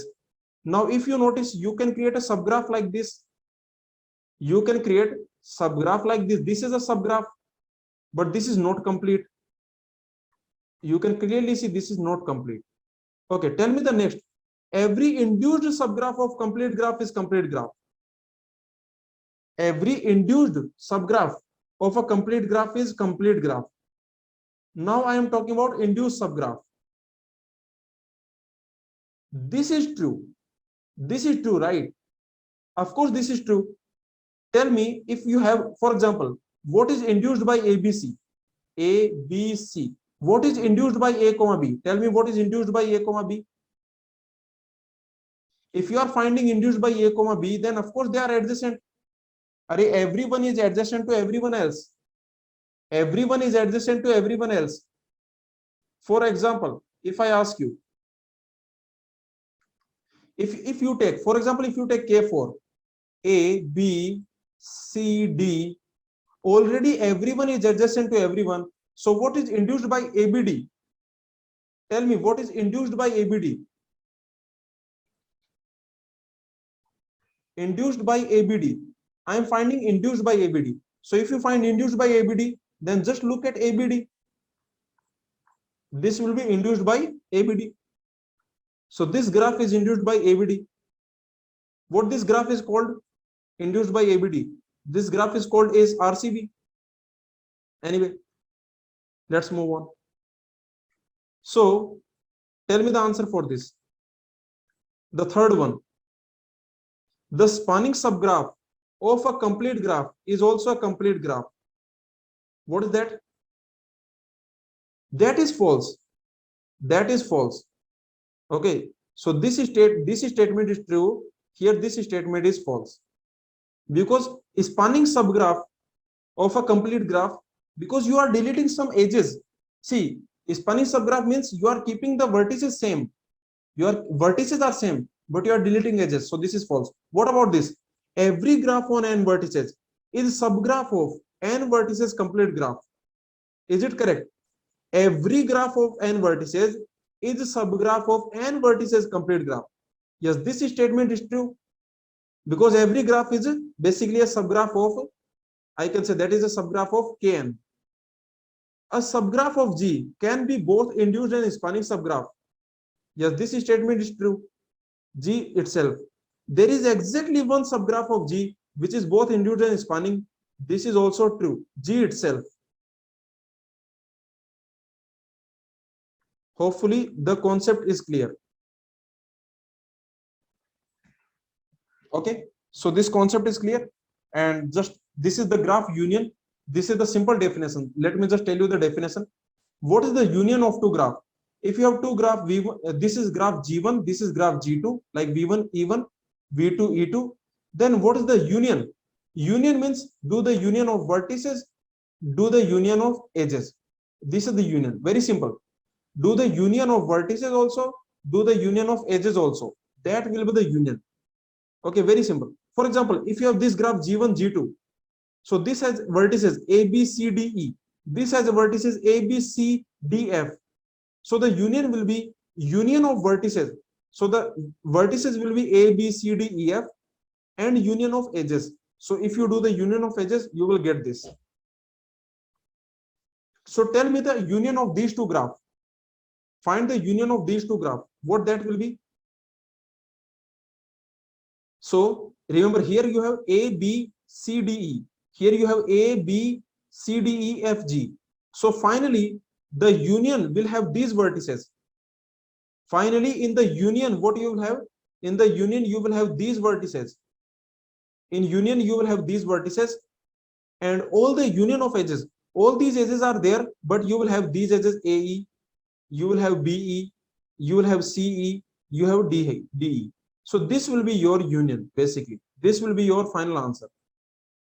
Okay, this will be your final answer. Very simple. So this is the union concept. This is the concept of union. Okay.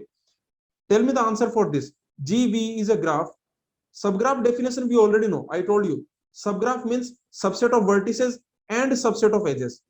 Subset of vertices and subset of edges. So tell me which one is a subgraph of the leftmost graph? Means for this graph, which is a subgraph? For this graph, which of them is a subgraph? The question is asking subgraph. Which of them is a subgraph? Like for example, can I say this is a subgraph? Like AE, do we have edge? Yes. EB, yes, there is edge. ED, yes, there is edge. So this is definitely a subgraph. We are not adding anything new. What about this? What about this? AED, yes, this is also subgraph.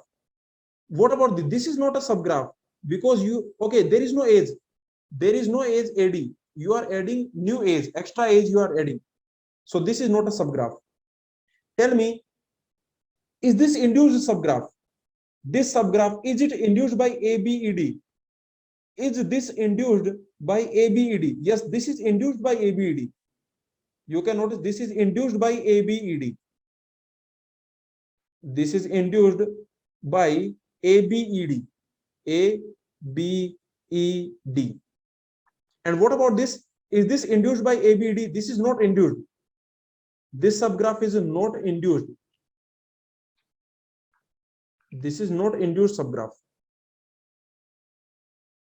So very simple. This graph is induced by ABED. And what is the answer for this question? Consider the graph on right side. What is the subgraph induced by vertex A, B, C, G?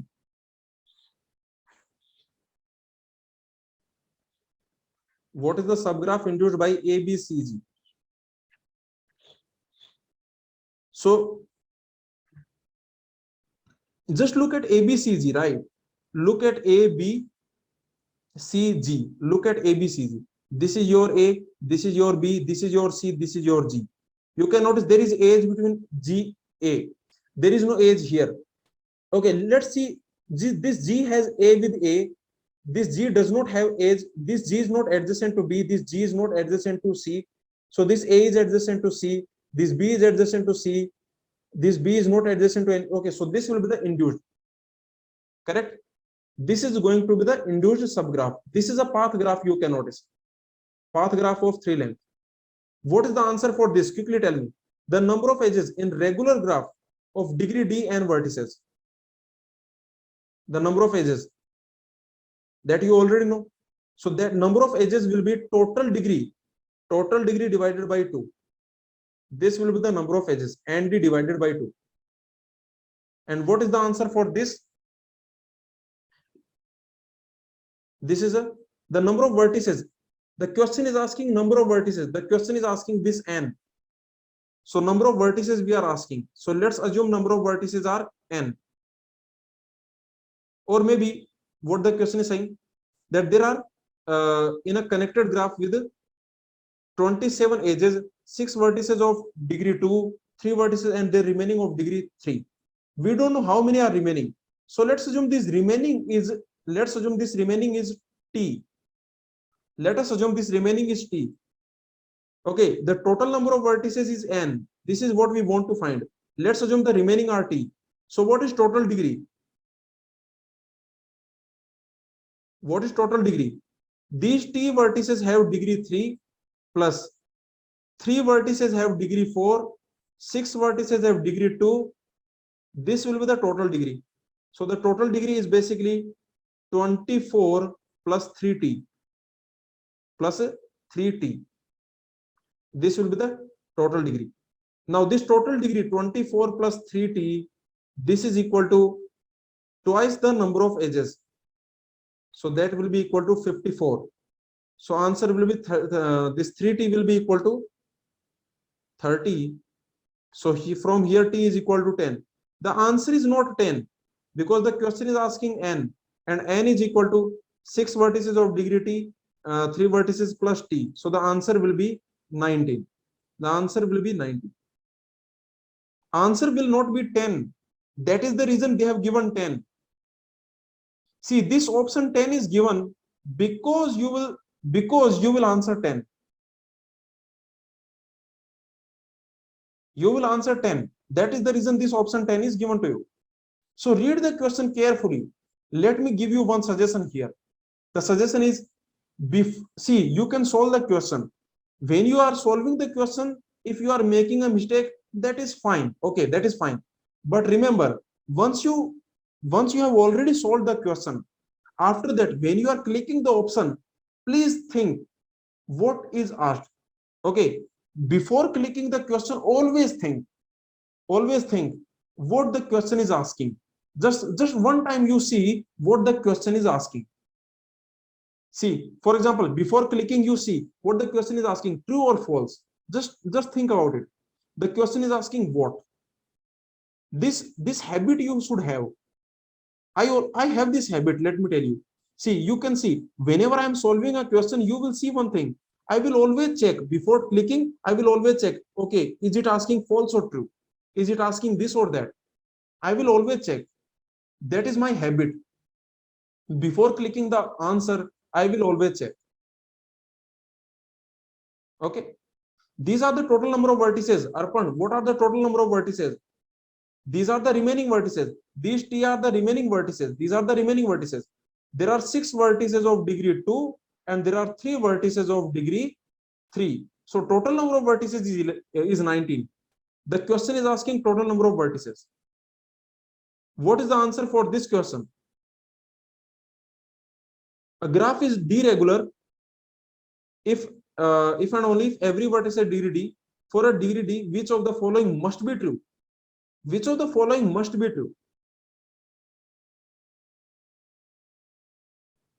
You already know that this value and D, this should be even, right? This value and this should be even, because this value and D, this is the total degree, this is equal to twice the number of edges, and that is even. So this n multiplied by D, this value should be even. What it tells you, what it means at least one of them is even. At least one of them must be even.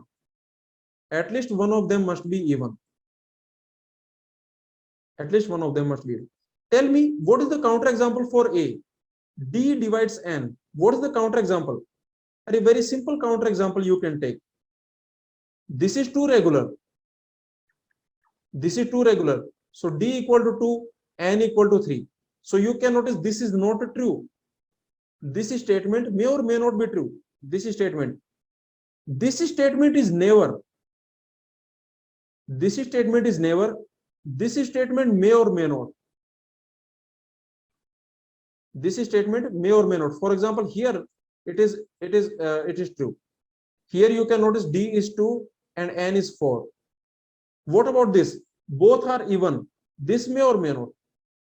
This may or may not.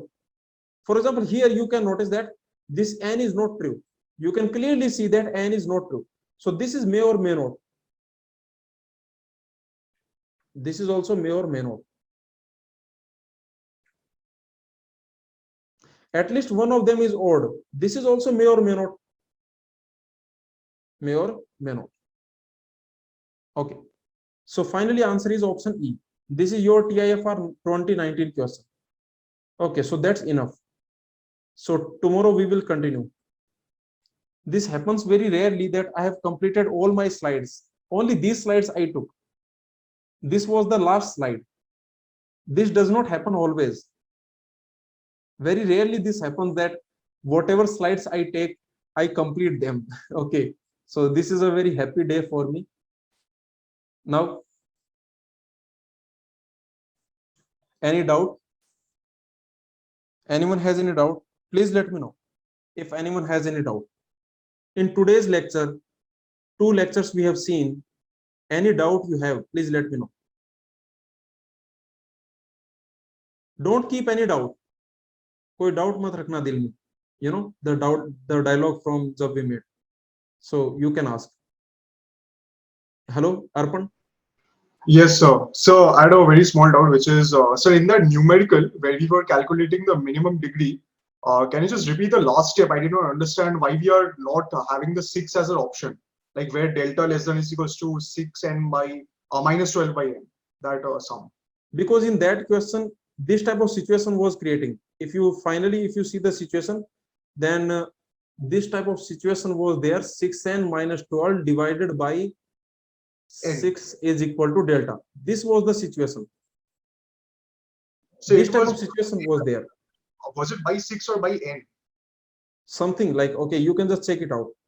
I think this type of, yeah, this was the situation. You can check. So if you put delta equal to, n, if you put delta, just put delta equal to 6. Put delta equal to 6. Then what will happen? 6n is less than equal to 6n minus 12. This is not possible, right? Okay. This is not possible. This is not possible. It means this delta cannot be 6. Correct?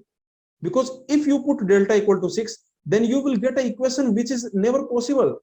This equation is not possible. This equation is never possible. So delta cannot be 6. Yes? Yes. And so other options like that will also be incorrect, like 5, 4, 3. No, 5 is possible. Why not? For example, 5 is possible. If I put 5, then that is fine. There can be some graph for some value. It is possible. For example, n equal to 12 will satisfy this. N equal to 12 will satisfy. So for n equal to 12, this equation will satisfy. So anyway, this type of equation you have, and if you put delta equal to 6, then you will get an equation which is never possible. You will get a ridiculous equation. Okay, you will get a basically a equation which is a contradiction. A contradictory equation you will get if you put delta equal to 6. Okay. Yes. But other options are possible. But delta equal to 6 will give you contradictory equation. Some contradiction you will get. Exactly. Any other doubt? Yes, sir. One more small doubt I had, which is, sir, in one more numerical, I believe that was something like we were taking n value at least equal to 3. So the equation was coming like n delta less than equal to 2 into edges. In that question, it is given that delta is 3, means minimum degree was given to you. Every vertex has degree at least 3. Every vertex has degree at least 3. It means the minimum degree was given as 3. So finally, you can use this equation, and delta is less than equal to twice the number of edges. So finally, it will be 3n less than equal to twice the number of edges. And the number of edges, I think it was 50. So n is less than equal to 50 divided by 3. So this value of n, this should be less than equal to 50 divided by 3. So this 50 divided by 3 is 16 point something something something. Okay, so tell me what is the value of n? Remember, n is the number of vertices. So number of vertices cannot be 16.2. Can you have these many vertices? Yes. Can you have these many vertices? 16.2. So in this, so my doubt was in like it was saying like at least 3. So it the value of n can be more than 3, right? So why are we taking less than equal to 2 into edges? Array, this minimum degree was given as 3. The question was saying that every vertex has at least degree 3. Okay. Every vertex, whatever vertex you take, this vertex has degree at least 3. This vertex has degree at least 3. This vertex has degree at least 3. Every vertex has degree at least 3. So the minimum degree is a 3. No vertex has degree less than 3. Okay, so like was it specified in the question like it was a minimum? Yeah, it was specified. You can read that question. It is given that every vertex has degree at least 3. This is given. Okay. So the okay. So when at least when it is specified, then we can take obviously n delta less than equal to 2 into e. Okay. This equation will always happen. This equation we don't take or assume. This is true. This is always true. This equation will always happen. This equation always happens.